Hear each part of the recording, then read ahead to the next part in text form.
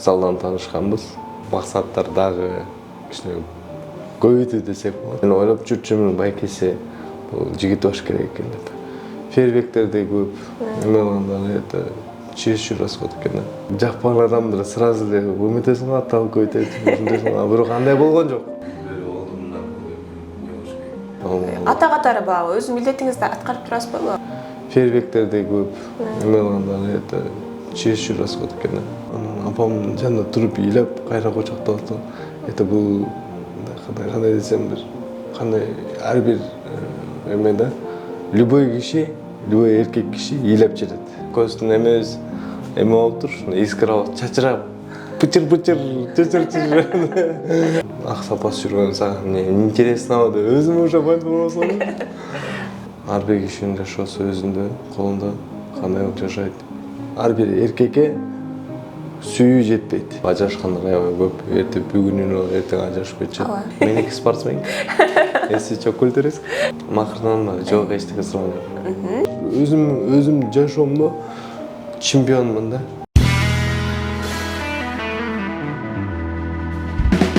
Көркөрөгөн күз мезгилинин акыркы айларында жалпы Сооты YouTube каналы силерге салам айтат. Бул Жылдыз Тайм рубрикасы. Бүгүн дагы өзгөчө сонун конок менен, сонун мырза менен маектештин алдында турам. Эсиңиздерде болсо, бул биздин каарманыбыз, тактап айтканда, башынан өткөн оор күндөрдү айтып, андан сырткары жакшы бир мотивация берип жүргөн Эрбол мырза бүгүн буюрса жакшы жаңы менен бөлүшүү алдында турат. Ага чейин маекти баштоо алдында силер мурунку бир видеолорго көз чаптыра алыңыздар. Инвалид, который доказал всем, что можно все возможно. Өлүм менен өмүрдүн ортосунда Элге окшоп басып, элге окшоп сүйлөшүп, ушуна отургум келген да. Эмнеге мен ушунда болуп отуруп калам деп эле жок болсо, сен эчтеке үмүтүң үзүлүп калат да. Эрбол байке, бул эмне болуп кырсыктап калдыңыз? Тойдон кийин мушташтан ооба, мушташ болуп кеткен. Экинчи балам мен комада жаткан төрөгөн. Демек, ооруп аткан учуруңузда жубайыңыз жаныңызда болгон эмес. Азыр доспуз.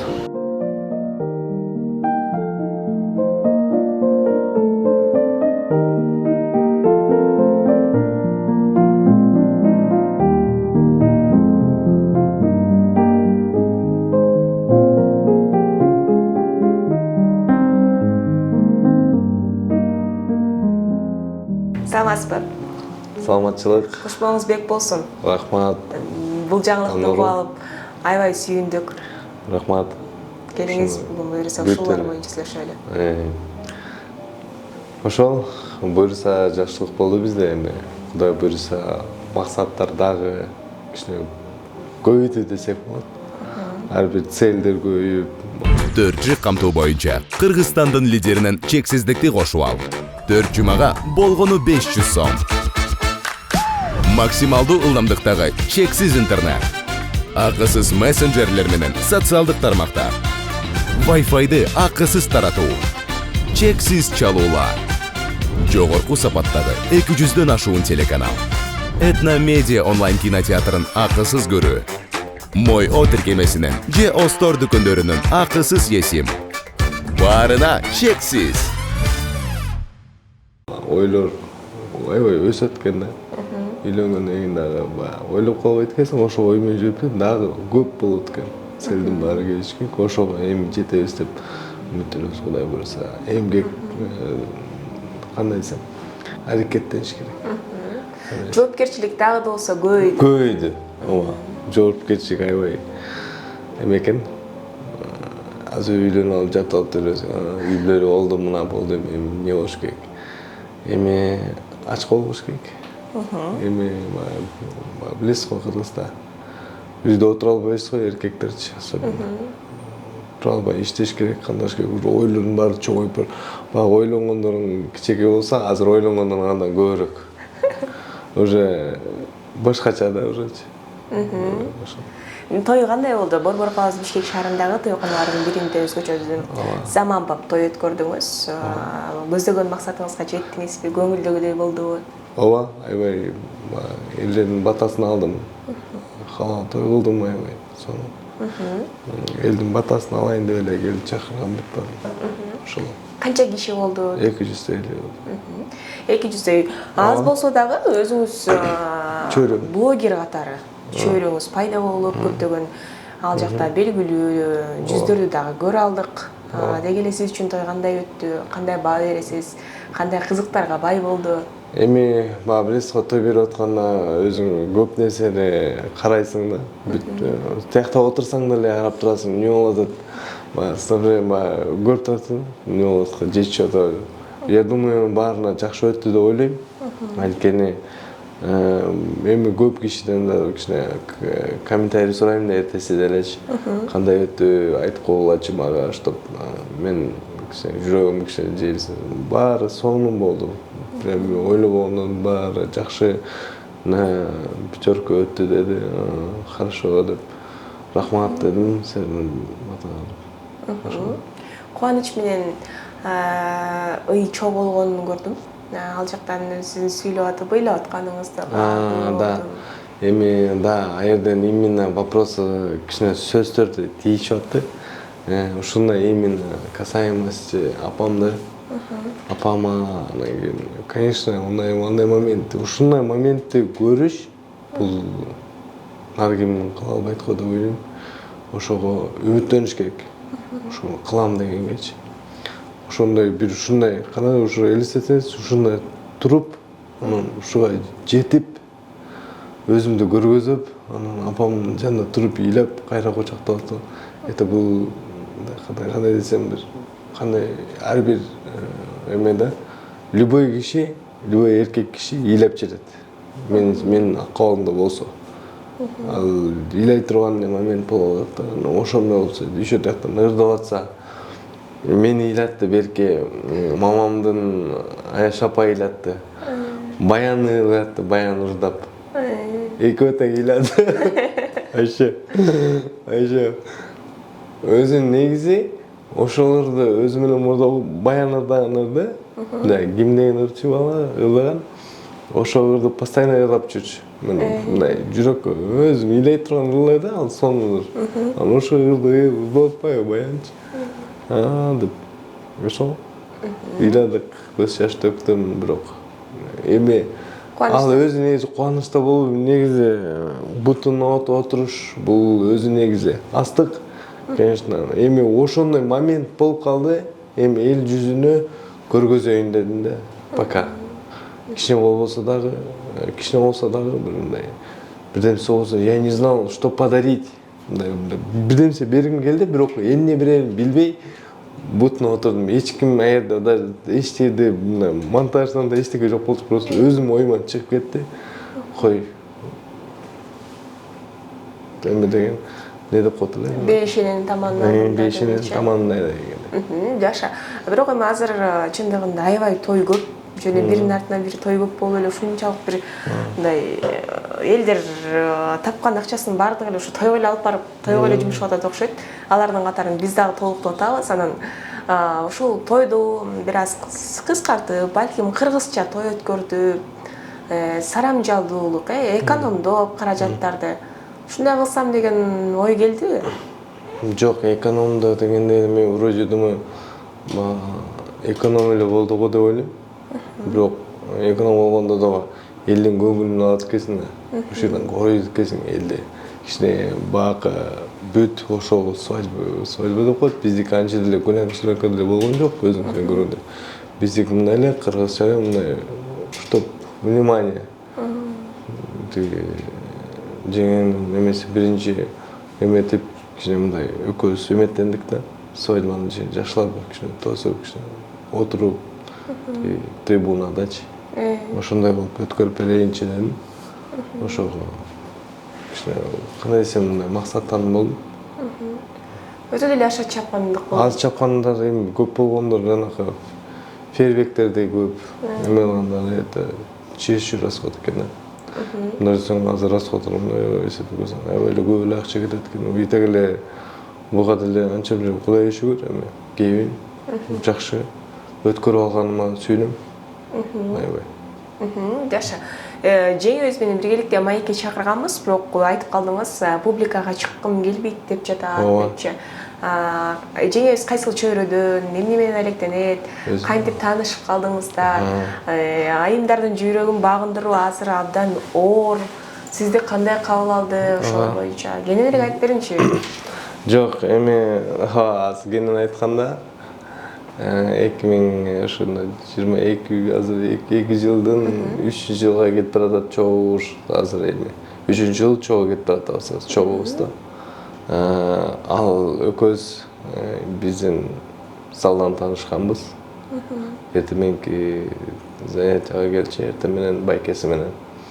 Анан ошол жактан таанышып, ошол жактан экөөбүз көп жакшы мындай тааныш эле койгонбуз. Анан мен ойлоп жүрчүмүн байкеси бул жигит болуш керек экен деп.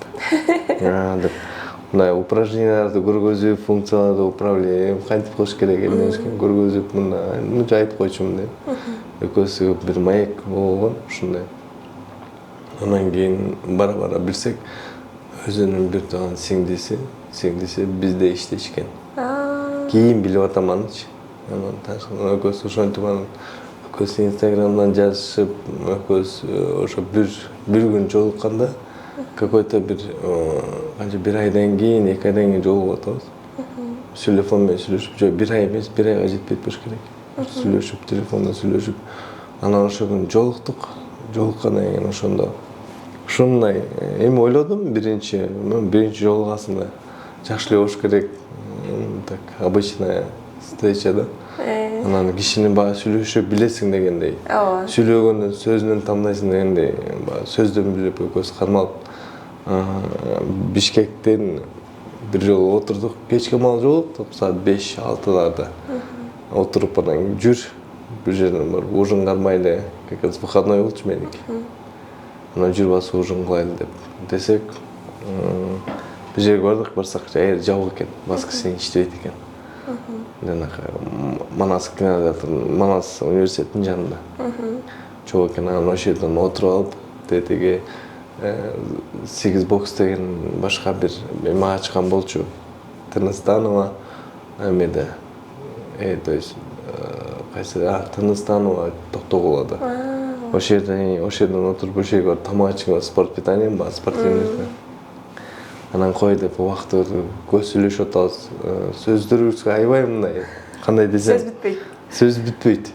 Эми баягы биринчи жолу мындай жакпан адамдар сразу эле өмөтөсүң аталып көйтөт. Бирок андай болгон жок. Экөөбүз ошол жерде сүйлөштүк. Анан убакытты карасак уже саат 8 болуп калыптыр, уже караңгы кирип калыптыр деп. Ачып эмне кылабыз? Жүр. Парк Панфиловко барабыз. Бардың беле? Мен кичи кезимен бар элекпин, экөөбүз барабыз деп. Ошол жерден анан кийин Парк Панфиловко кирип баратабыз, Абойдун жанынан калып кирип, ошол жерде жана эмелер бар эле, баягы күчүңгө баягы таанесиң да, эркексиң да. Анда жана 2 минут турат го. Ошондой туруп алгасың. Элдин баары шок болуп карап. 10 секунд эле жетпей калган болчу, түшүп калдым. Атак болсо мен сом атак жөн эле өзүбүздү көрөскөн үчүн эле. Баягы эме да эркектер бизде өзү эмес ойноп турат да. Кой деп өзүмдү көргөзөй деп үстүнө чыгып алгам. Ошентип эле бүтүп, аяктан түшүп, ошо гүлөт этип, алма нерсеге ойноп, көп нерсени сүйлөшүп, анан Агойдун астына келип, Агойдун астына дагы сөткө түшүп, ошентип акырын келип берки эмеге чейин жөө басып жүрөбүз уже. Жөө басып, почти что кайра эмеге бета сториске бардым. Бета сторисинен көтөрүп ошол жерден чай ичип, тамак ичип, кайра жөө бастык. Ошентип элестетиңиз эми, ошентип кайра Баканбаева Белинка, ошентип өйдө барып кадам бастык. Анан кийин Баканбаева Белинкадан айттым да, кой эми саат ушунча болуп калыптыр, эмне кылабыз эми? Сен экөөбүз такси барбы? Ошо шашпай элесиңби? Жүр. Барайлыбы, жөө басайлыбы, до конца басайлы десек. Ошентип Бишкектин баарын айланып до конца бардык. Сөз бүтпөйт. Сөз бүтпөйт. Эч түгөнбөйт да кой. Сөз каяктан келип атканын билбейбиз. Бирок түгөнбөйт. Бирок ушунчалык экөөбүздүн эмебиз эме болуптур, искралык чачырап, пычыр-пычыр, бири-бирибизге ушундай болуптур. Болду эми, кой эми сүйлөшүп, мен эми деп. Ошол жерден коштошуп аткан момент айтпабыз да. Анан коштошуп атканда такси кармадым уже, такси калмады. Биринчи мен чыдадым, мен ошо жакын жерде жашайм, Билинка. Манасский университетинин жанында жашайм. Мени таштап, анан кийин муну такси алып кетти дальше. Анан ошо таксиден түшүп атканда мен таксиден коем, коштош деп бирдейбиз деп мынтебиз го. Мынтебиз дегенде башын бери койгул. Вот она что, вот это поворот. Өзүм жаман болду беле. Жаман кызыгып болдум. Ошондон эртеси экөөбүз бири-бирибиз менен вообще чалышпай койдук. Вообще чалбай койдук. Депчи, бирок 2-3 күн чыдай элек болчумун. Бир 2-3 күнөн если бүгүн чалбасам мен эртең чалам депчи. Анан кийин бир маал эле кечин жазып болду. Привет, как дела? Деп болду. Всё. Ошондон кийин эле искрала чачып экөөбүз бири-бирибиз менен сүйлөшүп. Ошо менен биздики аябай интенсивный 2 жыл түзгөн жокпуз го деп сүйлөшкөнүбүздү. Аябай сөзүбүз түгөнбөйт. Сөзүбүз до сих пор деле түгөнбөйт. Биз экөөбүз сүйлөшүп, дагы до сих пор мындай бири-бирибизди жакшы түшүнөбүз. Кандай кылып мени башында эле сурап аттым 2-3 ай болгондо эмнеге сурабайсың? Менин сага бирим ак сапас жүргөн сага эмне интересно деп өзүм уже байлап болсом. Эмне болуп, кандай болду, эми кийин айтып бересиң да деп өзүң убактың келгенде өзүң айтып бересиң деп айтты. Да, хорошо, эми айтып берейин деп, ушундай болду, ушундай дедим, кырсыктагам ушундай болду деп баарын түшүндүрүп, по полочке айтып бергем. Туура түшүнүп экөөбүз бири-бирибизди түшүнүү жактан көп жакшы болду го дейм. Мисалы үчүн ар бир кыз эле андай нерсени кыла бербесе керек. Биринчиден өзүңүздүн ден соолугуңузга байланыштуу бир аз да болсо кыйынчылыктар болсо, анан экинчиден сиздин экинчи турмушуңуз катары болсо, ал нерсеге бат эле макул болбосо керек. Же түшүнүү менен көз карадыбы? Жок, көз карандысы аябай башкача болду. Эми конечно, өзүнүн түйүн сурап баштайт да, любой кыз, эмне болгон? Кандай болуп кеттиңер? Кандай болду? Ошонун бар информацияны алып туруп, анан правильный вывод кылды да. Меники бияктан мен туура болуп чыгам. Правда всегда гласит. Правда всегда за мной. Ошол? Жакшы. Колун сураганыңыз дагы өзгөчө болду. Өзүңүз иштеген, залдан сурадыңыз. Тойдагы мыкты деңгээлде өттү. Анан жогоруда сурап жообун ала албай калдым. Эмне үчүн публикага чыкканды жактырбайт? Кайсы тармакта эмгектенет? Кесиби кандай? Кесиби өзү английский тилде билет. Өзү мындай негизи эле вообще эметпейт да. Кандайсы бир жаман көрөт өзү. Анан эми кандайсың, эми мен менен көз болот. Мен рисунок тиякта бияка чыгып калышым мүмкүн, кантип десем. Посмотрим, көрөбүз деп койт, эми көрөбүз. А так мен жанымда отурса отура берет. А так мындай көп чыга бербейт да. Жаман көрөт өзү деле. Тынчтыкты жакшы көргөндө. Ооба, тынчтык, аябай тынчтык. Спокойствие, только спокойствие. Сонун. Эрбобек, ал эми үйлөнөрдүн астында балким жубайыңыздын астынан өтө алдыңызбы? Балдарыңыз дегендей. Жок. Өткөн жокмун. Эми өзү эле көрүп турушу мүмкүн болуш керек. Азыр көргөндө эми ар бир кишинин жашоосу өзүндө, колунда, кандай кылып жашайт, эмне кылып жашайт, экөөбүздөн бири-бирибизден жакшы эметкен, кеткенбиз. Өздөрү турмушка чыккан. Ошол анан экөөбүзгө биз андай эле бири-бирибизге эме эмеспиз да. Ортодо бала бар болчу? Ооба, 2 балам бар.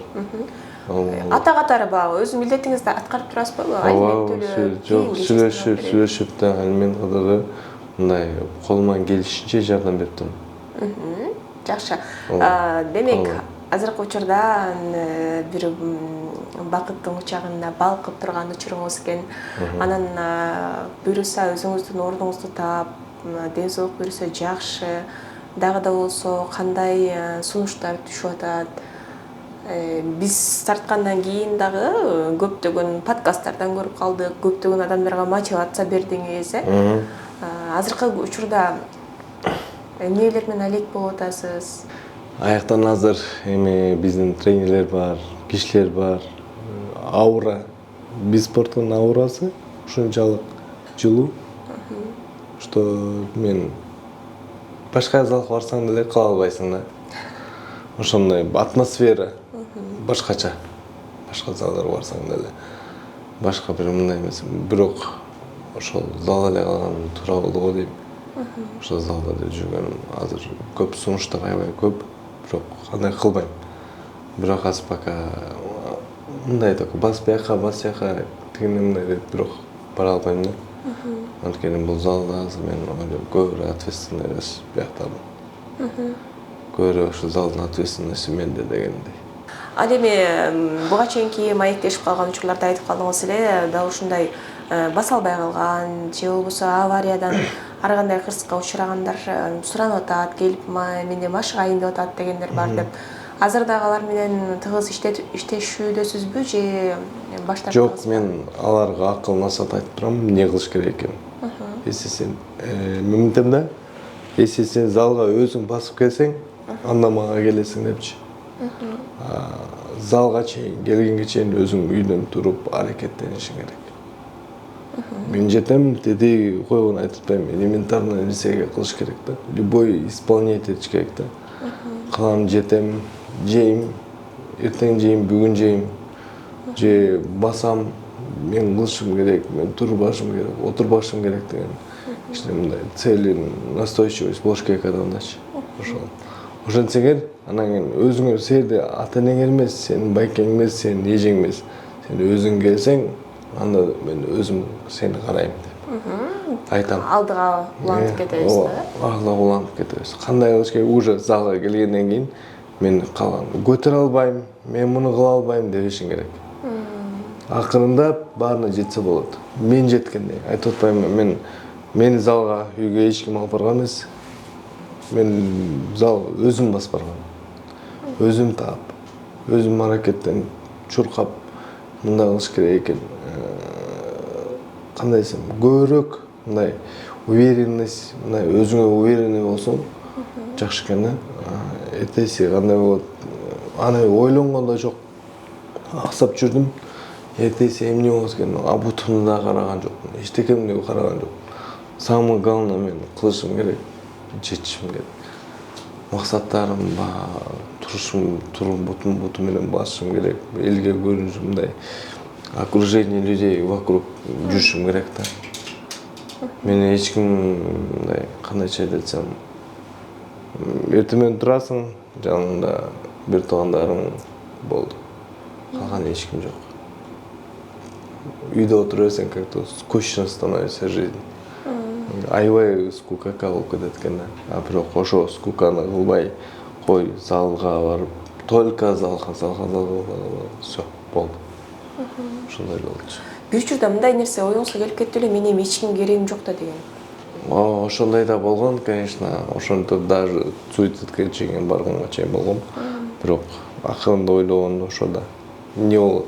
Кейген апаны, ата-энең, инелериң жанында бир туугандарың болду. Анан кийин всё. Анан кийин бирок ошондон кийин кой деп акырын мындай кылайм. Мен бирок тренер болуп иштеп кетем, мен мындай болуп иштеп кетем, вообще ойдо жок болчу. Бул ойлор кийин гана пайда болду. Сер менен кабарлашып, сер менен көп нерсени алып кой, элге жеткизейин, кой мындай кылайын деп акырын пайда болду. Демек, баардык нерсе акырындап, анан азыр эми жаңы түзүлгөн кичи мамлекет катары жакында ошо үйлөнсөм же турмуш курсам деп жаткан жаштарга кандай кеңеш берет элеңиз? Себеби азыр бат эле үйлөнүшүп эле, бат эле эки жолго түшүп кеткендер көп. Ажырашуунун себептери эмне деп ойлойсуз? Үйлөнөр астында эркек бала эмнелерге даяр болуш керек? Кандай десем, азыр бүт бара сен айткандай көп ажырашкандар аябай көп. Эртең бүгүнүнө эртең ажырашып кетишет. Анткени взаимно понимание жок да.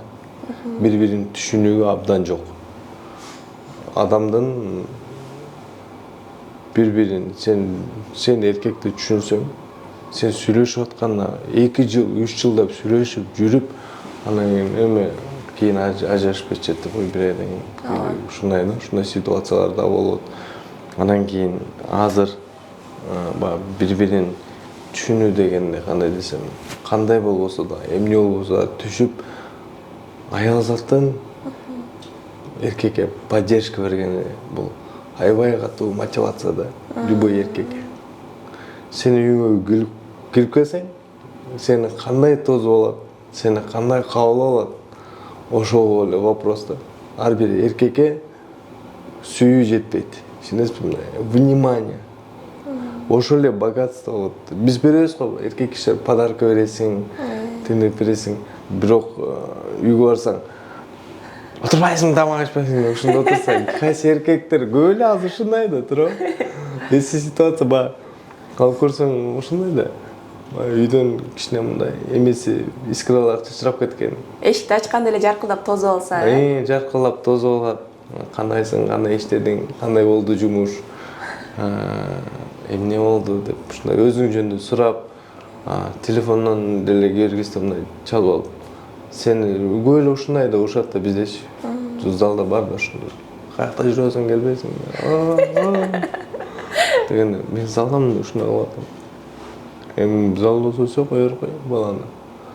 Эркек кишини мындай кармабаш керек да аял киши.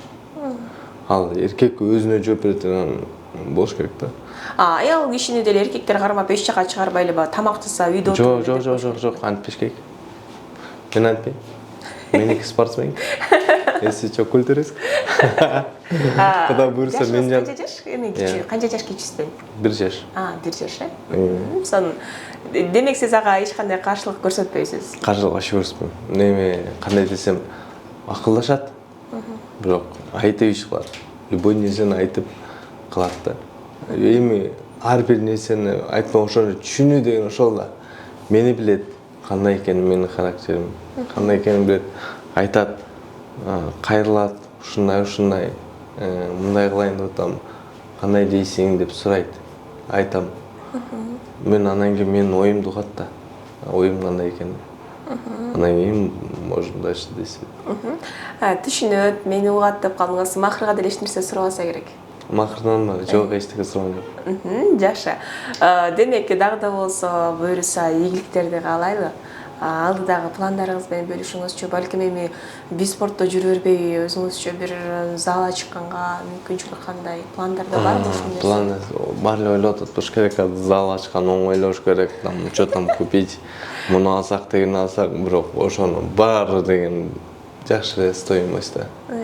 Анан кийин ачыш үчүн азыр пока ойдо жок, планда жок. Эгер Кудайым буйруса, бир 5-6 жылдын ичинде болсо, мен Кудай буйруса ачып, өзүнчө зал ачып, элдер жанагы бакыс мүмкүнчүлүгү кичине чектелип калып, кичине ошондой балдарга бир зал ачып берип, кичине мындай маш кылсабы деп да ойлоп кетем. Кудайым буйруса эми ар бир тилектерди сразу эметпейли, акырындап эметет го деп ойлойм. Буйруса кылабыз. Көч барып түзөлөт дейт. Буюрса ал кыялдар орундалат. Анан муктаждыгы бар, мүмкүнчүлүгү чектелген балдар деп калып атыңызбы? Көп мен көп андай балдарды барып көрүп, интервью алып жүргөн адам катары эң байкаганым алар ата-энеси же жакындары эч кандай укалоо, массаж кылбай эле жанагындай аппараттар болот экен го, атайын колдо массаж кыла турган, мисалы үчүн мындай кыймылдатып турган. Ушул нерселер зыян эмеспи? Ток баары берер. Тамагына, сөөгө. Бул любой киши энени сүйүү бул действительно жакшы да. Эми азыр я могу доказать, мен доказать этип берем. За уход, за мной мени кароодон, ошодон бутум Кудайдын күчтүү экен. Алла таалам ушинтип энемди карап ушу апама берген күчтүн баары. Ушундай кылыш керек депчи карап, анан Кудайга шүгүр кароодон экен. Действительно, карап, массаж жасап, кандай болбосун, эмне болбасын, бүт массаж. Кол массажда эми электрический, это тоже, как бы сказать, слабо, да. Акылын эле кот. А если өзүң жасасаң ошого, берилип жасасаң ошого намного больше поможет, чем башка нерсеге караганда. Сонун. Рахмат Эрболбек, чындыгында бүгүн келип жакшы жаңылыгыңыз менен бөлүшүп бергениңизге. Дагы да болсо биз көбүрөөк балким жыйынтык тойду дагы чагылдырып берүү. Иншалла. Буйруп калсын дейли. Балким анда дагы жеңебиз келип маек берет, Өзүңүздүн күйөрмандарды аз да болсо топтоп алдыңыз. Алар менен жакшы баарлашуу түзүп бергенге биз аракет жасадык. Көрүүчүлөргө өзүңүздүн күйөрмандарыңызга жакшы сөзүңүздү айтыңыз. Илгерки ошо бирок Тайсондун эмени Тайсон да Шварценеггер бар го. Шварценеггердин айтып кеткен бир жакшы фразасын айтып берейин. Ошо. Ошону бирок чындап эле действительно намного окуп, ошондо да окууга да кичине начарыраак болчумун да. Бирок ошону жаттап, ошол для меня очень большая мотивация был деп ойлойм да. Сила приходит не от победы, силу порождает борьба. Когда вы проходите через трудности и решаетесь не сдаваться, это и есть сила. Вот. Ушуну угуп алыпчы, мен өзүм ар бир сөздү тимине мону черттим да, кандайча эмнеге жөн эле күч победа келе бербейт экен да. Жеңүүгө жете албайт экенсиң да. Мен азыр өзүм жашоомдо чемпионмун да. Чын. Өзүмдү мен чемпионмун деп элестетем. Башкалардын көзүнө илинбесем дагы мен өзүмө чемпионмун деп элестетем. Анткени мен чемпион болуп доказал, как можно стать чемпионом. Как можно стать. Ошонун баарын өзүм жолун өткөздүм да. Чемпиондар айтат го, кыйынчылыкта жетип, кыйынчылык жетип, монтип, уктабай, же монтип тренировка кылып, чуркап. Мен болсо мен деле ошентип өттүм да. Чемпион жашоосун. Күрөштүм аябай жашоого, ден соолук. Ошон үчүн спорт бул ден соолуктун булагы деген бул чын. Калп эмес. Ошол ар бир досторго, бүт кыргыз элине айтып кетермин. Эч качан кандай десем, не токтобош керек да. Орусча не сдавайтесь деп коет го. Утулбаш керек. Всегда победа сразу асыга чыкпайт. Аябай кыйынчылык менен трудностями добивается победы, и вот это титул деген чемпиондор сүйлөйт го. Ошондой эле да. Акырындап жетсе болот. Любой кандай тармакта, кандай иште болбосун, бизнесте болобу, мындай төрө чарман болобу, спортто болобу, аракеттениш керек. Бүт жерге чыдаш керек.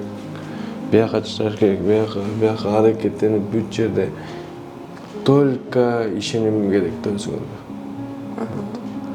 Ошон үчүн бүт кыргыз элиме айтам, бүт баарыңар өзүңөргө ишенгиле, умтулбаш керек, өзүңөргө ишениш керек.